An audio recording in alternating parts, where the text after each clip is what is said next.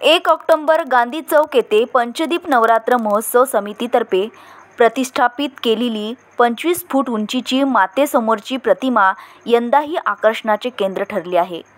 नवरात्रोत्सवाच्या पावन निमित्ताने नवमीच्या दिवशी समितीतर्फे 501 कन्यांचे पूजन करून त्यांना भोजन प्रसादासह शैक्षणिक साहित्य भेट स्वरूपात प्रदान करण्यात आले. मागील 32 वर्षापासून समिती सातत्याने आईची सेवा व विविध सामाजिक उपक्रम राबवत आहे. यंदा मध्य प्रदेशातील इंदोर नगरीतील शीशमहलची झांकी विशेष आकर्षण ठरली आहे. नवमीला झालेल्या कन्या पूजनात प्रथम 501 कन्यांचे चरण धुवून त्यांना चुनरी ओढण्यात आली. कुंकुम तिलक लावून पूजन करण्यात आले. त्यानंतर भोजन प्रसादाचे वितरण करण्यात आले. भोजनानंतर सर्व कन्यांना शिक्षणासाठी उपयुक्त साहित्य भेट म्हणून देण्यात आले. समितीचा हेतू प्रत्येक कन्येमध्ये मातेसमान रूप पाहून त्यांच्या उज्ज्वल भविष्यासाठी हातभार लावण्याचा आहे.